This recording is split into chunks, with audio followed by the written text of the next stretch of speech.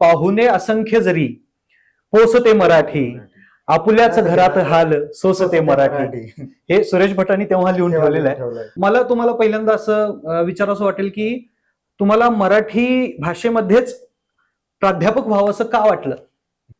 असं मी ठरवून या क्षेत्रात किंवा मला मराठी शिकवायची आहे असं झालेलं नाहीये. लहानपणापासूनच मला मराठीत प्रचंड आवड होती. म्हणजे शाळेमध्ये जर निबंध असेल तर मी फक्त निबंधच लिहायचो. म्हणजे मला मॅडम किंवा आमच्या कापुरे मॅडम होत्या, तर त्या सांगायच्या की आशिष आता बाकीचे पण उत्तर लिही, फक्त निबंध किंवा पत्रलेखन हे नको. आणि मला ते फार छान वाटायचं. आणि घरामध्ये फार असा काही साहित्याचा वारसा वगैरे नव्हता, पण वडिलांनी मला एक पुस्तक आणून दिलं होतं, ते म्हणजे शिवाजी सावंतांचं मृत्युंजय.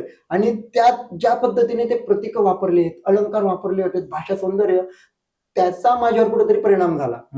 मग हळूहळू मी 10वीत असताना थोडं कविता वगैरे करायला लागलो, मग कविता वाचायला लागलो. आणि मग कवितेकडनं मी हळूहळू व्याकरणाकडे आलो.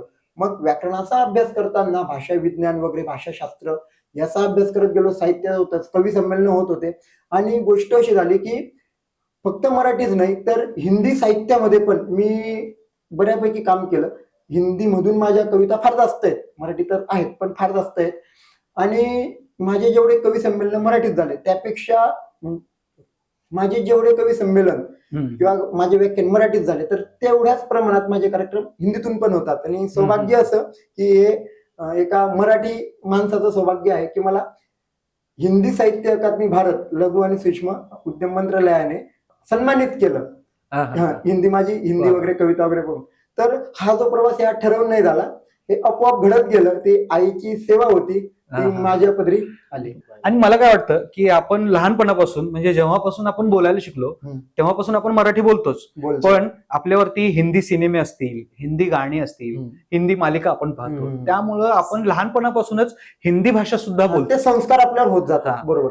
आपल्याला इंग्रजी शिकायला थोडा त्रास होतो, कारण आपण काय करतो, अगोदर इंग्रजी शिकायचं असेल म्हणजे सुरुवातीला जनरल सगळं होतं असं. म्हणजे आपली इंग्रजी शशी सारखी वगैरे नाहीये, पण आपण काय करतो, अगोदर आपण मराठीत विचार करतो, मग इंग्रजीत या शब्दाला काय, मग ते सेंटेन्स स्ट्रक्चर आपलं तयार होतं.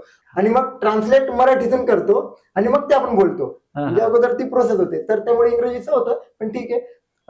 कसं आहे, मराठी जर आपण बघितलं तर आज एकदम प्रगल्भ भाषा आहे आणि एक रोजगाराची भाषा आहे. आणि असं उत्तम उदाहरण मी आहे. मराठी ह्या भाषेमुळे आज मी पुण्यात वेल सेटल झालेलो आहे, ते फक्त माझ्या माय माऊली मराठीमुळे. आणि खरोखर मला असं वाटतं की मराठीने मला जसं आपली आई सांभाळते तसं मला माझ्या मराठीने मला वागलेलं आहे, सांभाळलेलं आहे. माझं पूर्ण कुटुंब, माझा पूर्ण प्रपंच हा फक्त मराठीवर चालतोय.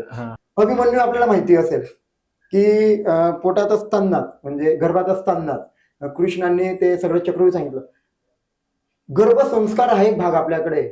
आपण मराठी गर्भात शिकतो, म्हणजे आपण आईच्या गर्भात असताना 7व्या-6व्या महिन्यापासून आपण भाषा संस्कार आपल्याला होत जातात. आणि तेव्हापासून आपण ते मराठी म्हणून सुरेश म्हणतात की इथल्या नसात भिनते मराठी, मराठी इथल्या लेकरात नांदते वाढते मराठी.